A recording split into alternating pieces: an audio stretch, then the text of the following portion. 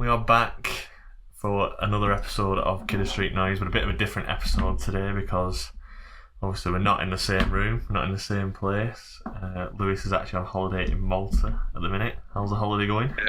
It's all right. The weather's been a bit iffy, but a few cloudy days, but it's all right. Enjoying it. I'm sure it's warmer than it is here. Yeah, anyway. Yeah, definitely. So yeah, you're joining us after what's been has it been a miserable week? 2 draws. Not really a miserable week, is it? But a tough week. Yeah, I feel like people's confidence and people's hopes have been bruised this week. That's probably the best way of putting it. Yeah, definitely. Starting with the 1-1 draw, the 2-2 draw against Huddersfield away on Easter Monday.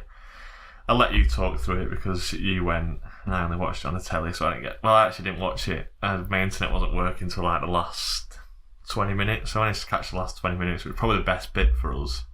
Yeah. But yeah, you got a full view of it, so I'll let you talk about what happened and what's gone on. Yeah, a decent day out, really. Obviously, definitely not the result we wanted. A point salvaged in the end, really. Should have been 3. First off, just shocking. Probably one of the worst halves of the season. So wasteful, I thought, in front of goal. The chances we had, one that Diaz dragged well wide of target when he went through. And the 2 goals are 2 really poor goals to give away. And then in the second half, we get that early goal, really nice team goal and a brilliant finish from Rankin Costello. And then it's just like constant pressure for the rest of the game, really, isn't it? It felt as though eventually it would have to give. Leonard did really well when he came on. Forced a decent save out of the keeper. And then, how good was Costello in that second? It was something like 7 shots on target he had. He's like a man possessed. He's like on a one-man mission to get us into the playoffs. He just... I don't know where we'd be without him because he hasn't... was that his first goal for us against Huddersfield? Oh no, he scored the late one the other week, didn't he? We're on edge at box. We won 2-1.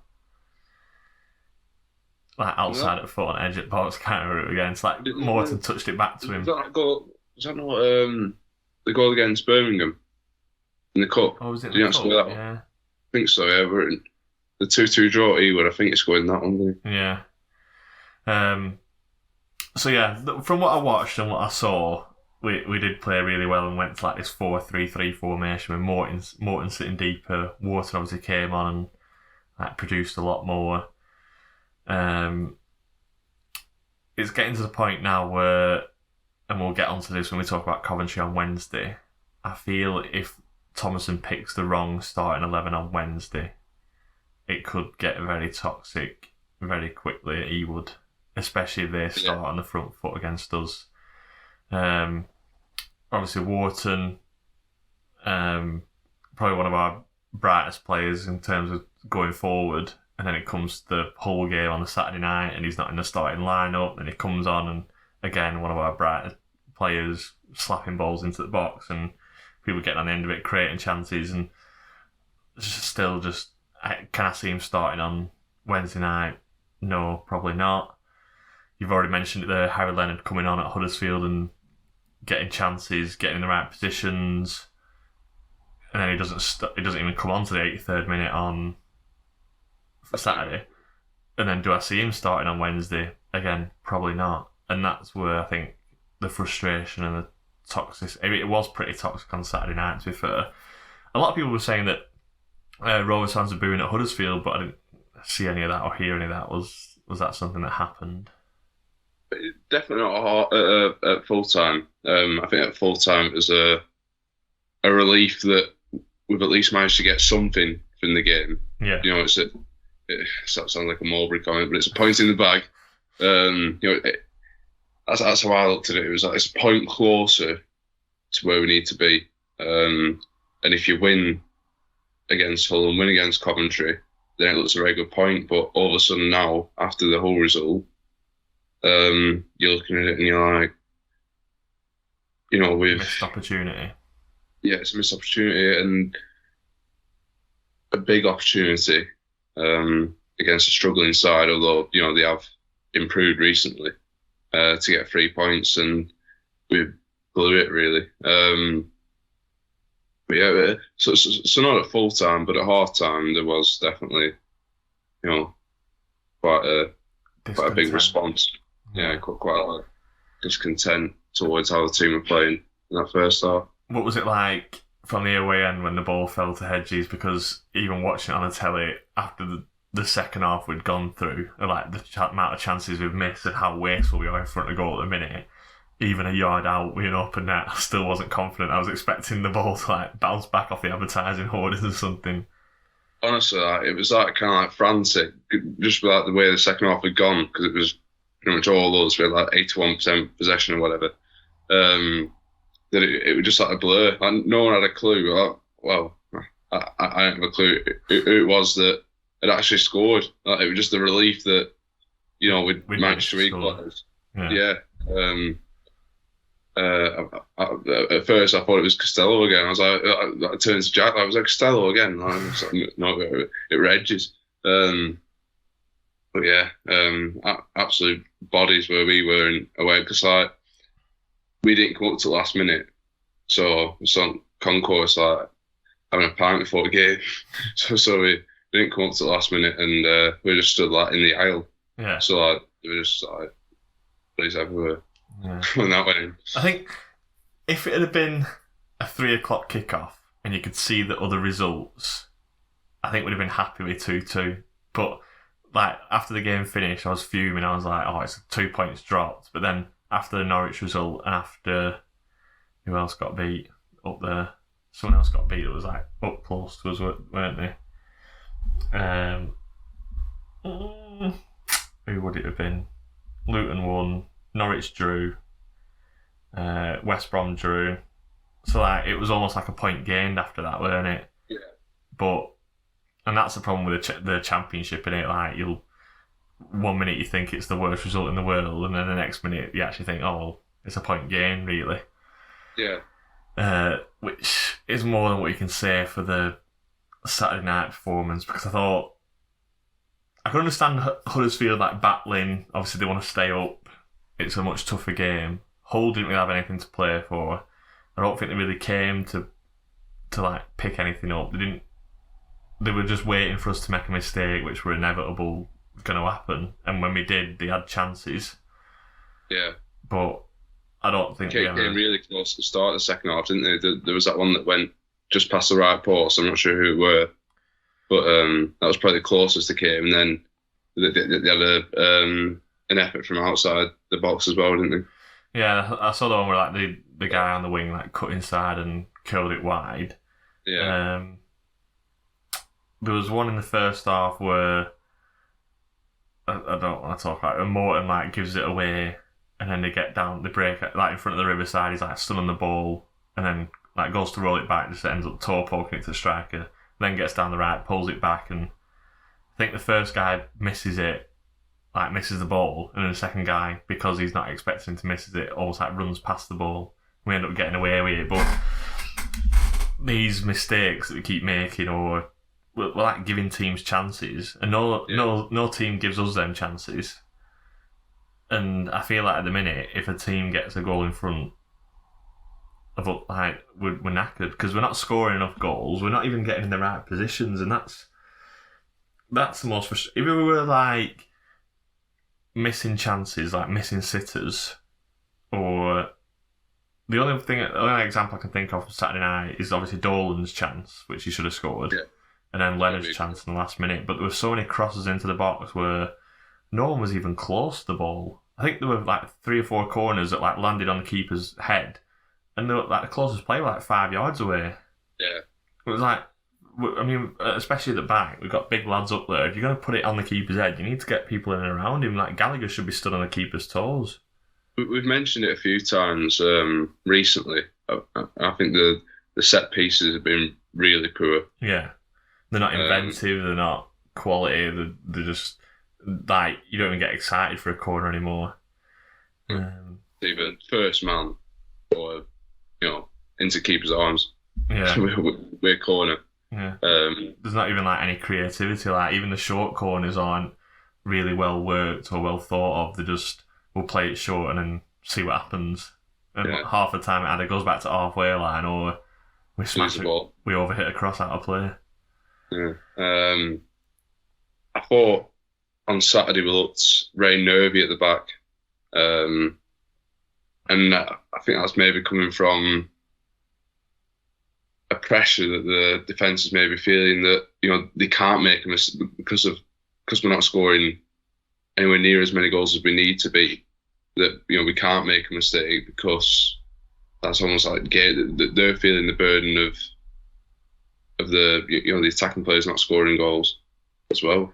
Yeah, Hyam told the Blackburn end to calm down a couple of times, so they were passing it out from like keeper to Carter to back to Hyam, back to the keeper, and like a couple of like Rovers fans obviously getting a bit like, what is going on? Like, just I don't know, like it obviously is possession based, and when you break the press, it is a good thing. But how often do we break the press and get in behind? And if we do break the press, going forward, we didn't even look like beating a man or like we just made the wrong decisions. The one where Diaz goes through and like Smodic and Pickering are overlapping on the left, and he decides to shoot from the edge of the box. And I know he's probably desperate for a goal, but I just think the right choice is obviously to lay it to the left and either get in the box for Pickering cross or let Smodic shoot through 1-on-1, not hit one from the edge of the box.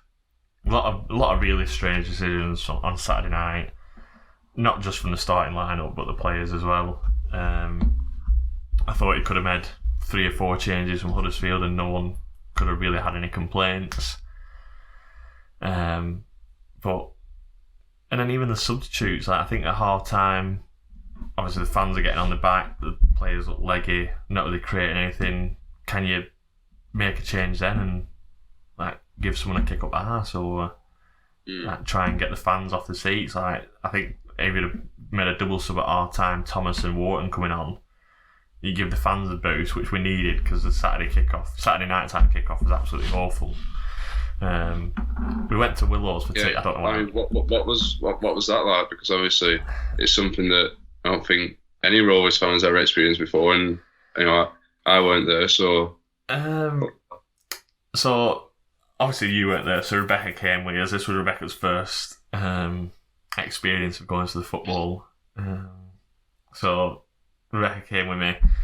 We went to Willows for tea beforehand, and they had no gas, so they weren't cooking anything like on the reduced menu. Obviously, must have been microwaved, and it was like the prices were still 11 quid. I'm like, I'm not paying 11 quid for a microwave curry. Not paying 13 quid. Not paying 13 quid. So we had that. Well, we didn't have anything. We actually went back to King Edward, had a few pints in there with everyone, got a taxi down. We wanted to go in Furness because we thought, they won't bring many tonight. It'll be quiet, so we'll get in Furness for food. No, like every Hull fan were like in Furness. And I think they brought about 2,000 down, so it were obviously busy. We didn't get in. So we just went down to that burger van outside Darwin End, got something from there, went up to the Fox and Hounds for a couple of pints, and then went to the game. Rebecca enjoyed it.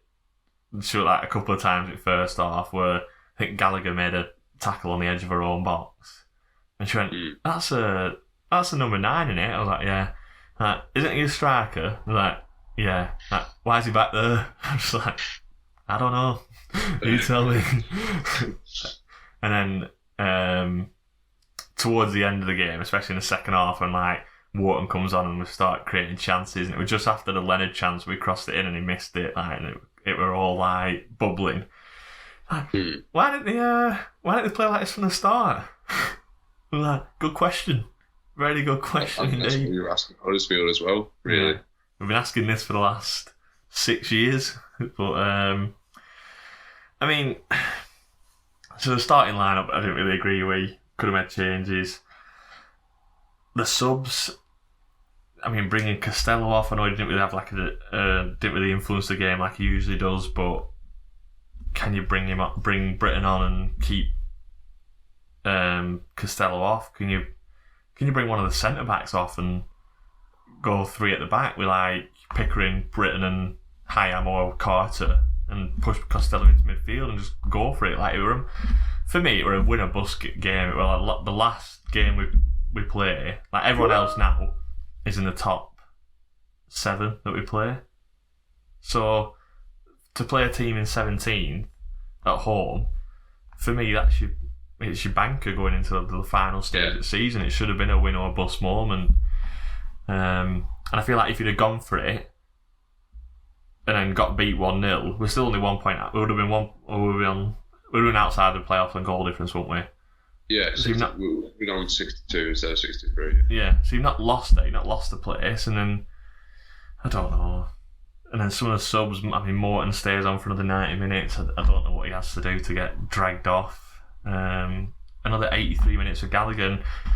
So we had this discussion in King Edward on Thingy. When we had Jordan Rhodes, and he didn't really run the channels, didn't really put himself about, he was just in the box to score. If Gallagher were that kind of player, I wouldn't mind him playing 90 minutes, because you knew that if a ball fell to him at 90th minute, he'd put it in bottom corner and would win 1-0. But you just don't have... If the ball fell to him on the goal line, I wouldn't be confident of him scoring. So, what is the point of... He's not a talisman that you can just leave on and for the detriment of the team. And he cramped up and went down for a couple of minutes. I thought, he's coming off now. Then he got back up and he was running back. I'm like what does Leonard have to do? What does Wharton have? And I think Adam Wharton's been linked to Crystal Palace in the summer. Yeah.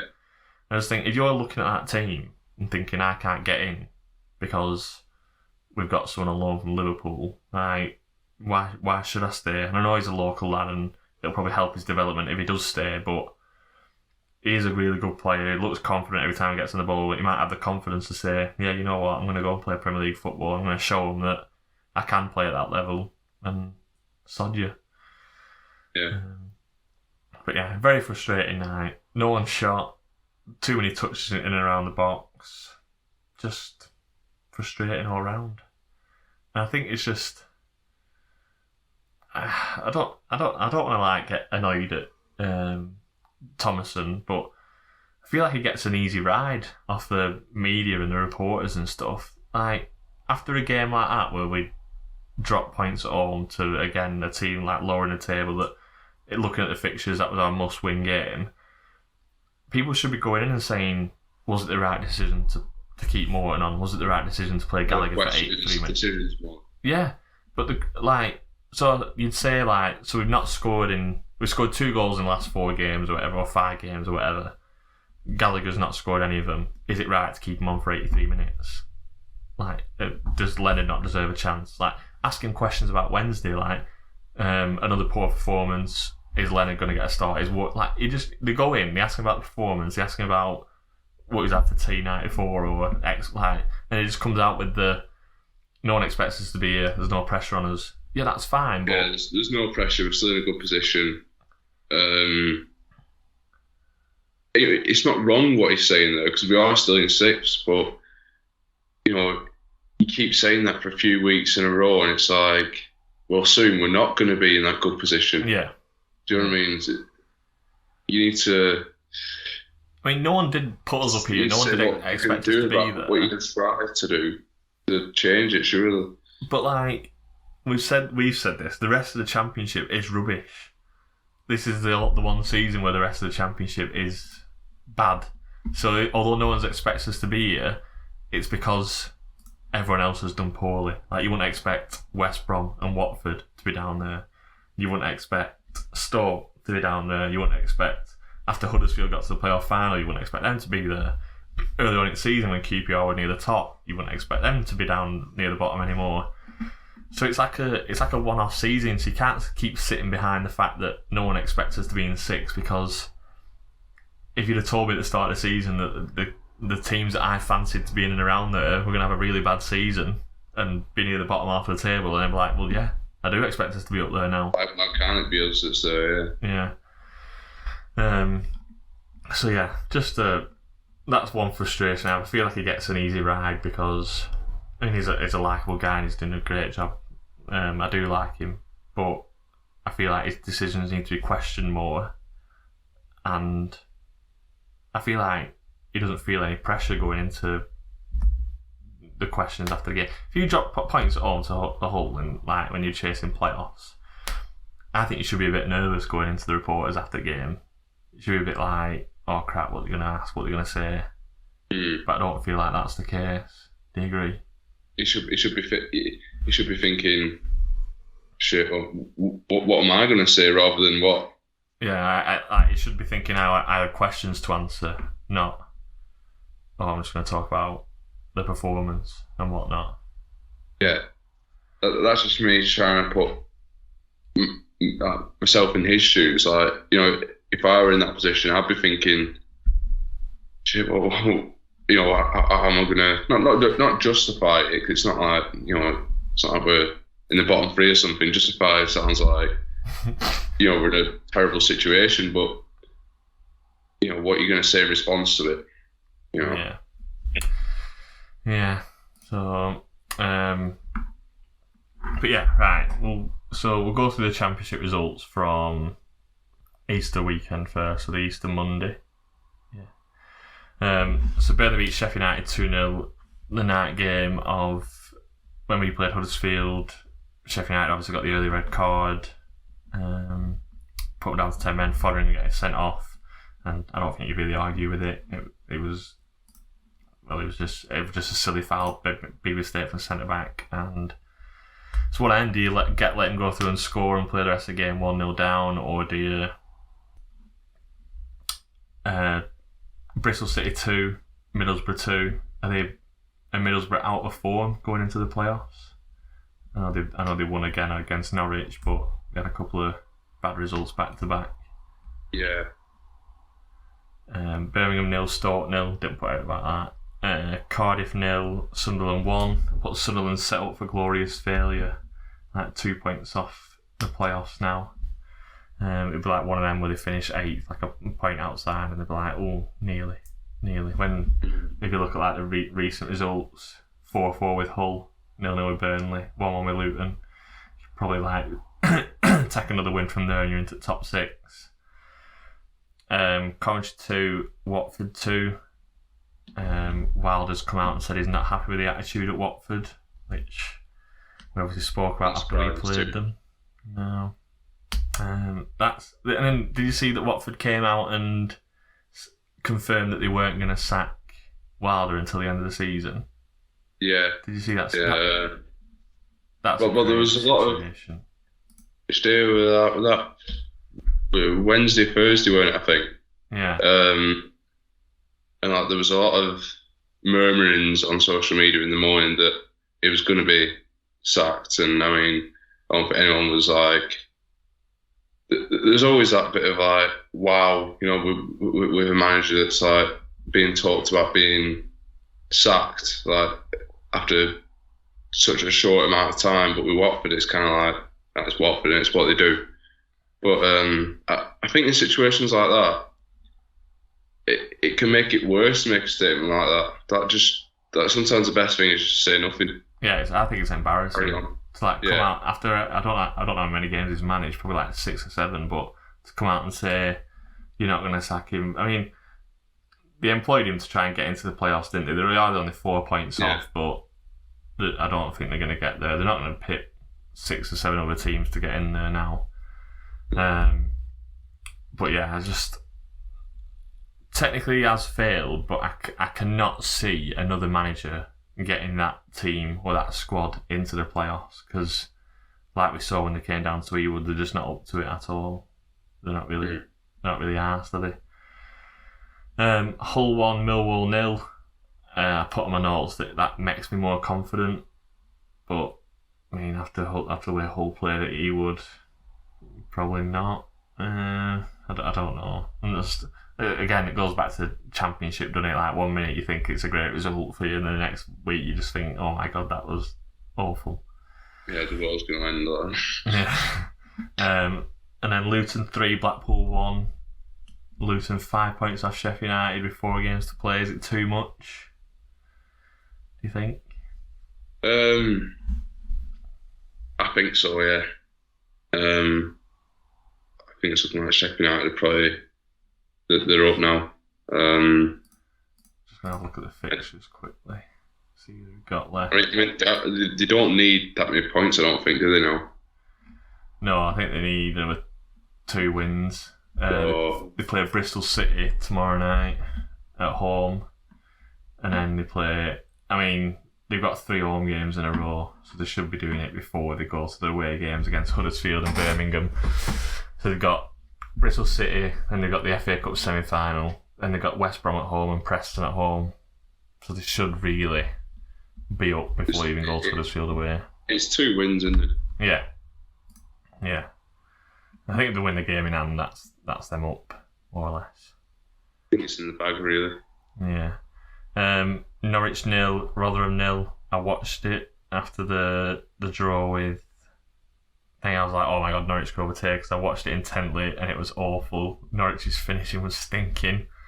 And Rotherham defended well, and they've took a lot of points off teams up there. They've had a pretty good season for Rotherham. They will stay up, and they've got some big results. Preston 2, Reading 1. Preston getting a late winner in the 92nd minute, and then obviously followed up with Ince's sacking the day after, or the Monday.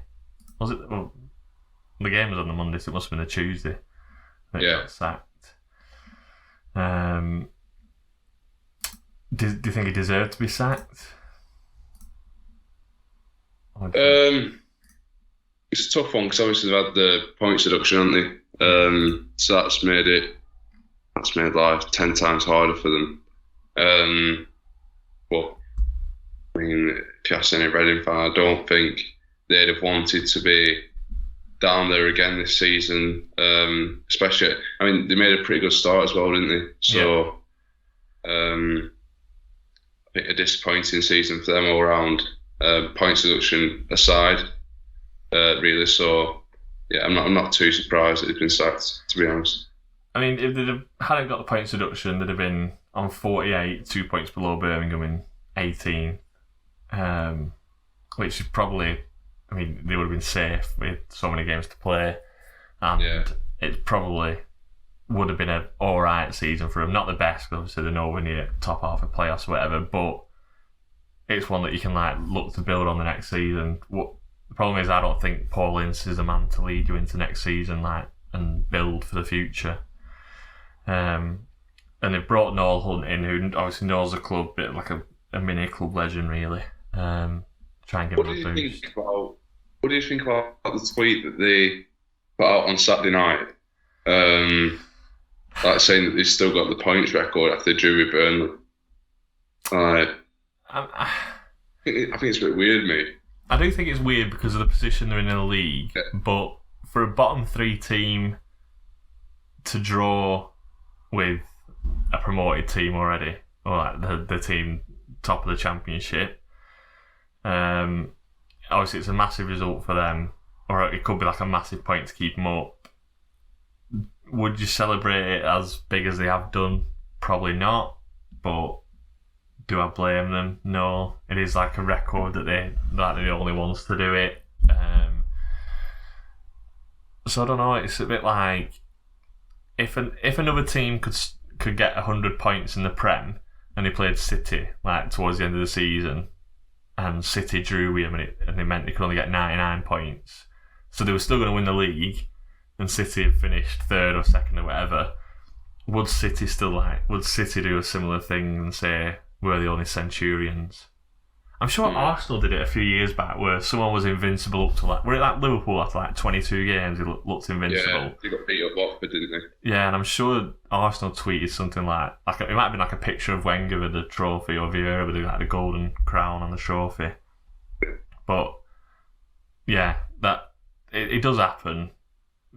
Not in bad taste. I think if Reading had won they hadn't had the 6 points deduction, they were more or less safe. I could understand it, but just the position they're in at the minute, it's a bit of a stupid thing to do, really. Because they could quite easily go down, and then they just look even worse, don't they? Bit daft, isn't it? Yeah. West Brom 2, QPR 2 could be another important point for QPR. West Brom probably not enough now to get in. Wigan 0, Swansea 2. Wigan more or less down now. And then Huddersfield 2, Blackburn 2, we've already spoke about. And then going on to Saturday's games. So we had Middlesbrough 5, Norwich 1 on the Friday night. Did you watch that whilst you were out in Malta? No, I didn't. I was outside keeping up with it. There was that mad 5-10 minutes in the first half, weren't there? Yeah. 3-0, 3-1, 4-1. I think Dad went to the bar to get some more drinks, and it was like it would be like 2 or 3-0, and by the time he came back, it was half time. It was 4-1. Like, bloody hell was going on there. Yeah, I watched bits of it or in and out, but it was good. Like, it just shows what you can do when you just put a foot into Norwich to just what's he called in the middle? Howson, is it Johnny Howson from Middlesbrough? Yeah. Yeah, he had a really good game. Just won absolutely everything midfield.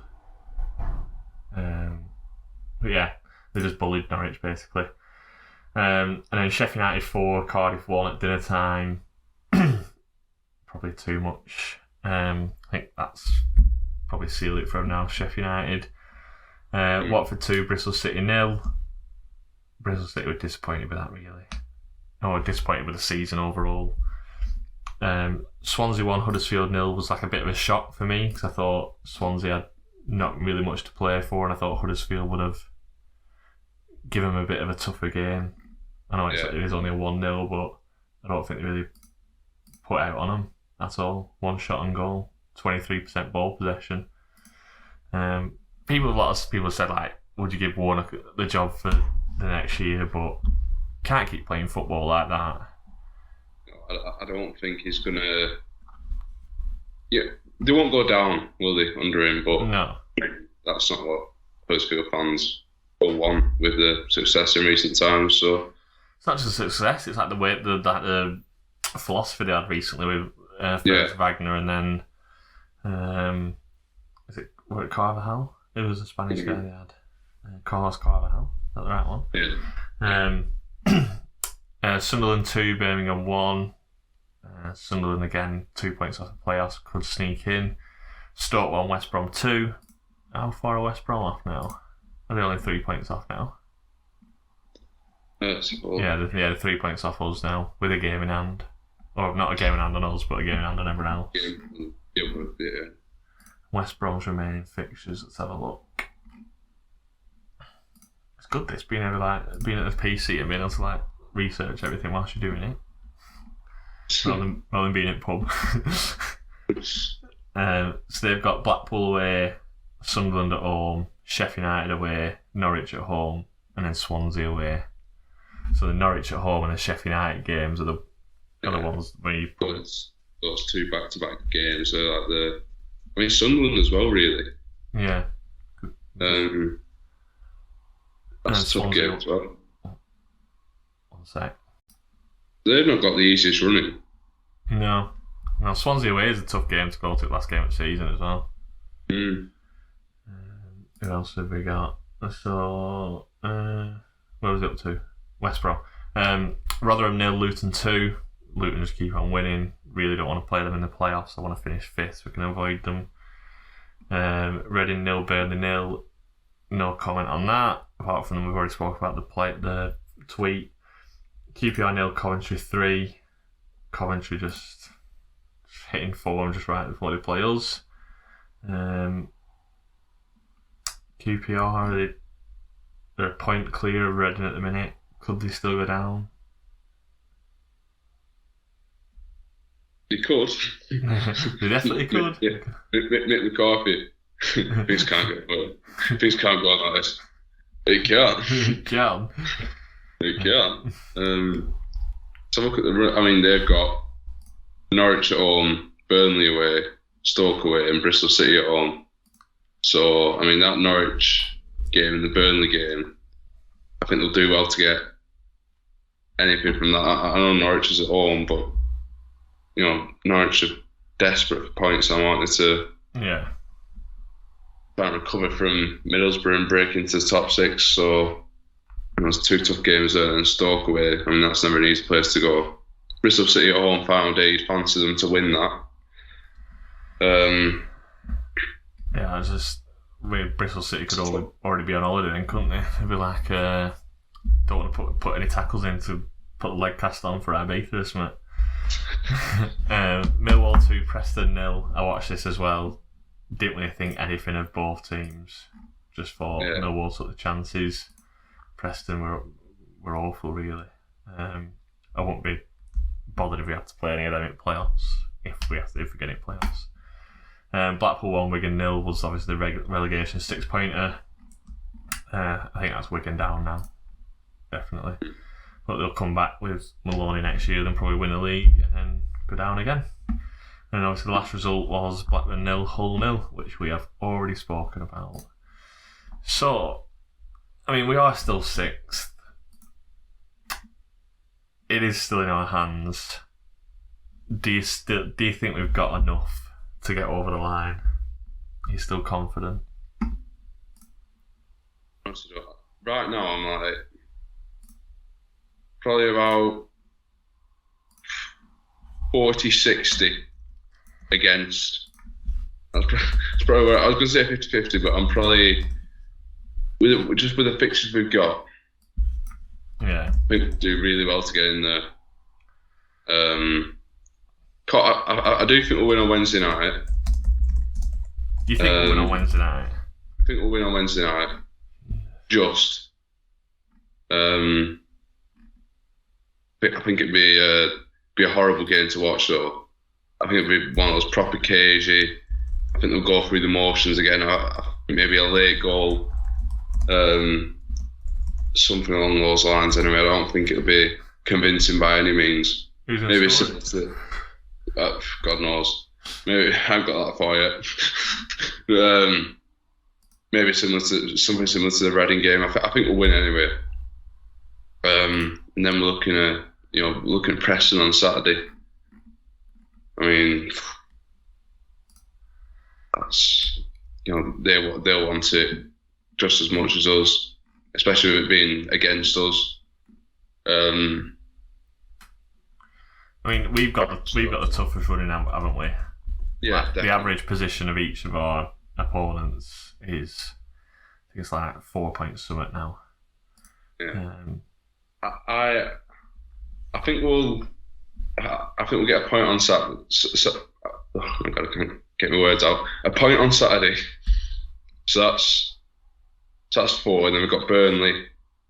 Your heart says that has to be a win, just because of what happened at. What happened at their place. You're looking for a reaction.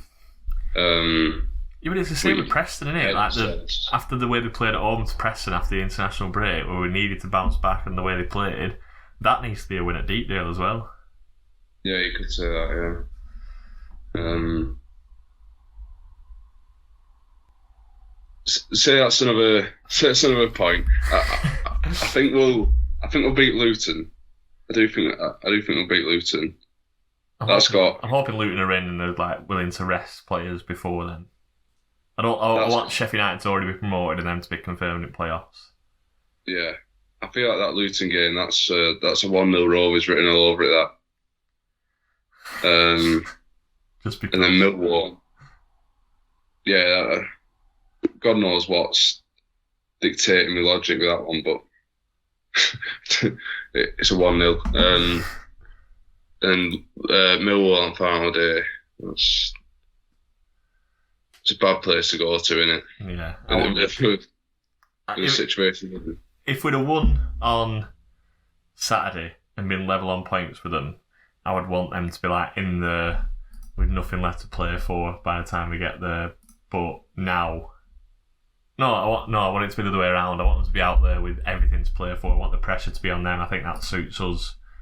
But having to go there with all the pressure on us and them not needing anything, they can just sit back and just frustrate us. And Like the crowd will keep hold at ball, we'll start losing our tempers and stuff. It was, and I think Millwall have got probably easy. I say it easy, but nothing's easy at Championship, is it?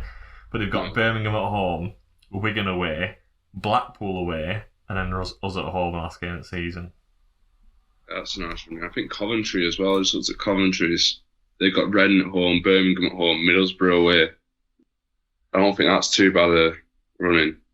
Who else do they play? They play us, yeah. It's on Wednesday.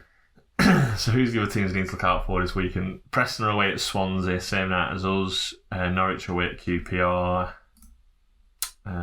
Who else midweek? Sunderland are at home to Huddersfield. Do you expect them to win that?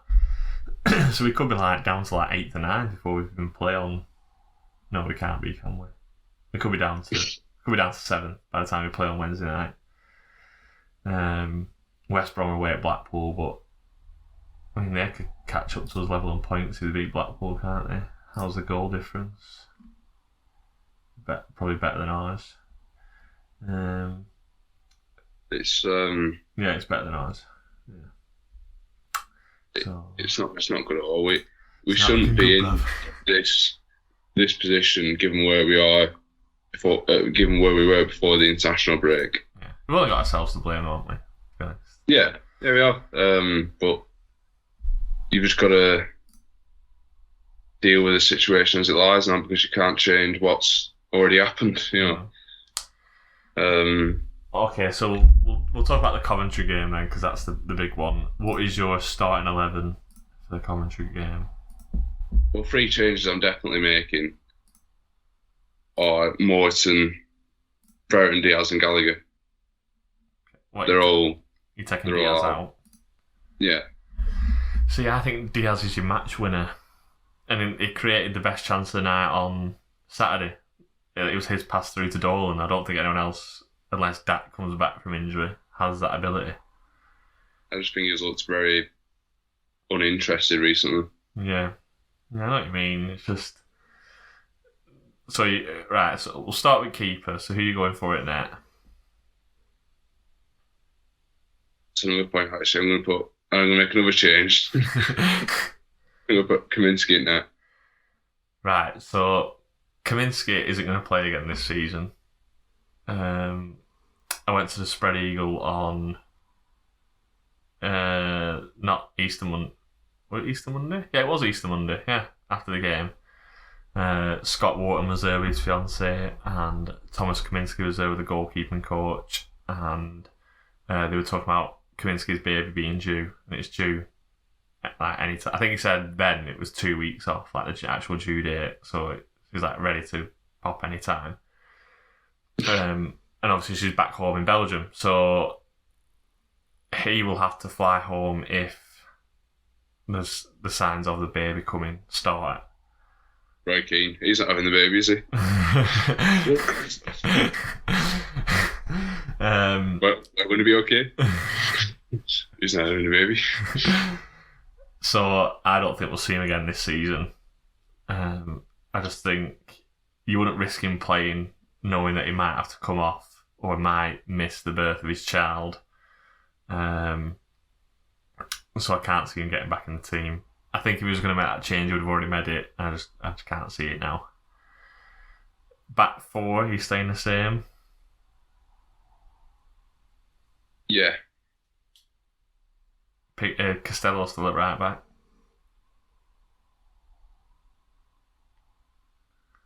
Actually, I'm making 5 changes. Are you going to play alongside Travis if you're dropping Morton? I mean, maybe you go for the Rankin Costello option. So for me, I'm going 4-3-3 on Saturday. Yeah. I'm going the same back 5. I'm going Garrett, Travis, and Adam Wharton in the midfield 3. Right. And I'm going Thomas, Hedges, and Leonard up front. No Schmorix? No. I feel bad that because Smolix's been one of our best players recently. Yeah. But I feel like sometimes he tries too hard because he literally is the only one trying. I don't know whether he tries too hard or I just think he is because everyone else isn't. maybe give him a bit of rest for the Preston game. I don't know. It's a difficult one, isn't it? Because like, if you play 4-3-3, you can't play him on the wings. I don't think he influences the game enough. Maybe Smodic for Hedges. Do Smodic and Thomas on the wings, and then Leonard through the middle. I'm making a few changes anyway. That's as simple as that. You're starting Leonard?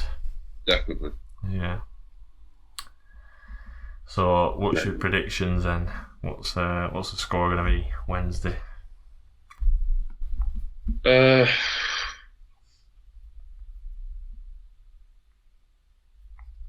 So I'm going to go 2-0. For Rovers? Yeah, but it's going to be an uncomfortable watch. It won't be a nice, easy 2-0. It'll be 1-0 early, then hanging on, then on the break at last minute. No, honestly, I think two goals late on. You know, like once we've got that first, like they'll kind of like feed off the reaction and get another. You know, the nerves will kind of dissipate, if you will. Yeah. That's the way I see it. But like for the first hour, at least, it could go later than that. I think it's going to be cagey, nervy, apprehensive. To me, it depends on the starting lineup. If we start with the same team we did on Saturday, I think it could be 3 or 4-0 to Coventry. Really? Yeah. I just think that Hamer in midfield for them, I just think he'll just bully us completely. And then we know what Gyökeres is like. If Carter and Hyam have that nervy 5-10 minutes that they had against Hull, like the nervy 5-10 minutes against Coventry with Gyökeres in form, like could see you 2 or 3 goals down. I think if you don't win on Wednesday, I think that's it. Yeah. That's it. I think that's definitely it. I've said it a few times. I feel like every game now I say it's a must-win. You know, I said it about Huddersfield. I said it about Norwich to begin with. Norwich, Huddersfield, then again on before Saturday's game. But you know, this one really is. No, this one is a must-win. They all were, but this one definitely is. Yeah, shit of us, basically. Yeah, definitely. Right. So, anything else to add? Anything else you've heard? Any other rumours you've heard or not? Oh, we were linked with that young lad the other day, weren't we? The midfielder. Can't remember his name now. Did you see that? Cater. Belgian. The Belgian guy. Yeah. Well, that was quite interesting. He's also been linked to he's been linked to Burnley, hasn't he? Links to company. Has he? Belgian. And then they said something about like a proposed £10 million transfer fee, or is he out of contract? What? £10 million. We can't afford to spend that. Like, you look at the finances, we will fail financial fair play next season because the Armstrong money will run out and we'll have made losses. We've made like recurring losses of 29 million, and that's with a £15 million sale of Armstrong, and you can't make any losses more than 39 million. Brentford sell Raya, really. I mean, we're gonna have to sell players, but like you're literally begging teams to buy them, aren't you? Like hoping that Southampton get relegated and come back for Gallagher or something. Yeah, you can have him. Again, it comes back to the contract situation. Obviously, Rothwell bossing it with Bournemouth. They got a good win at weekend. Could have got a couple of million for him. Diaz will obviously be going. Unless he changed their mind, going off recent watches, I don't know. So yeah, it's not worrying times, but something needs to change. Something needs to change at the club. Season tickets obviously need to be better. The sales team needs to do a lot better. Obviously today it's been announced that the Luton game will be £20 a ticket, which means that if you opted to buy the final 5 package, you've saved £5. on match tickets. So the tickets were £20 for Coventry, Luton, and Norwich. £15 for Hull and £30 for Burnley. £105, and the final 5 package was £99. So you save £6, which will get you a soft drink and a pie. It won't even get you that because they're £6.50 now. The meal deal. Meal deal. So a lot of work needs to be done at the club to get fans back in. And I know it won't help having performances like that in front of new bumper crowds. People won't want to come back. But there's other ways you can influence fans to come back.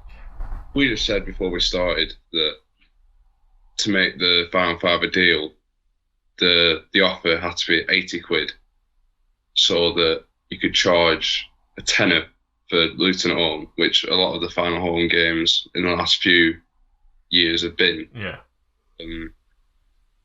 And people that have bought the final 5 are still saving £15. Yeah.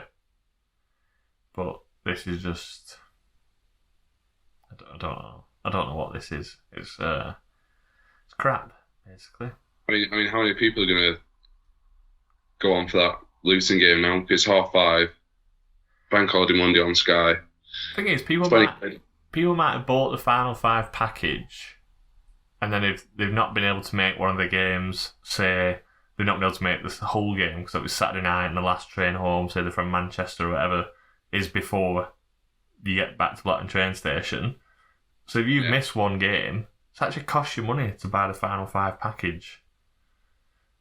So, but at the minute, there seems to be like no reaction. Again, it goes back to the reporters, like, they should now be like going to the club asking for a statement or asking for an explanation why this massive promoted offer costs £100, and if you bought a match ticket for each individual game, it costs you £105. Like, there needs to be an answer. There needs to be like someone held accountable for it, because they've probably spent more money on marketing it than what they have done, like, than what they've actually gained from it.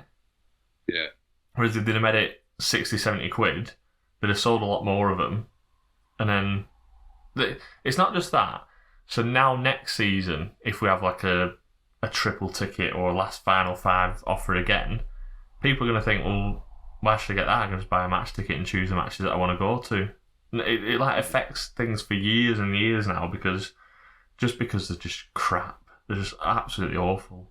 I just want it to end. I want Wag it out. I want everyone. I want someone held accountable, and the fans to just realise that we're being taken to the absolute dogs and not getting out in return. But yeah, on that positive note, that's us done for another week of Kidder Street Noise. So we'll be back after Wednesday's game when Lucy's back in the country. Yeah. So yeah, and then on to... See if our season is still living and breathing. Yeah, we're still in with a shout, because we'll have to do it. Yeah, we'll have to do it straight away, because I'm away at the weekend. And then obviously, when I get back, it's the Burnley game on the Tuesday. Is it? Is it Burnley on the Tuesday? So if we do like a derby double header special, Preston Burnley, after the Coventry game. But if we get beat against Coventry, we're not doing it. We'll see in pre-season. Yeah. That's something else we said just before we go. Oh yeah. Preston announcing a warm weather pre-season camp in Benidorm. Yeah. Right, why can't we have that? We'll be playing Bury, Rochdale and Macclesfield in the Northwest. Stanley again. Stanley, Hartlepool. Don't you worry about our pre-season. Blackburn City. They're going. Where did they go? They went somewhere good this year as well, didn't they? Did they go to Benidorm? No, it went Benidorm this year with the fans. Yeah, it wasn't. I can't remember what the place is called now. But yeah, they're going to Benidorm this summer, basically. And why Blackburn Rovers not doing a European tour? It's going to be ages before we can play in Europe again. Just give us Feyenoord and Ajax in a pre-season friendly and just let us go mad. even like a JDT return to Denmark or something. Just, Yeah, well, just anything that we have to go abroad for. Well, we've got links to Feyenoord now, so why can't we go? Why can't we go Feyenoord, AC Milan? Play. Oh my god! Imagine a pre-season friendly at the San Siro before it shuts. That'd be amazing. That's the dream. That. Come on, JDT, you're listening. Get out. Fuck it. Get on phone to AC Milan executive and just say, "We want a testimonial. I know you've only been here for a year and 4 years there. Just want a Testimonial getting us to the quarterfinal. trip to Milan when we're going down the fountains and stuff." Right, so yeah, we'll be back after the Coventry game. Hope everyone enjoys it. Fingers crossed for another win and keep our season alive. And I'll see you in a bit. See you in a bit.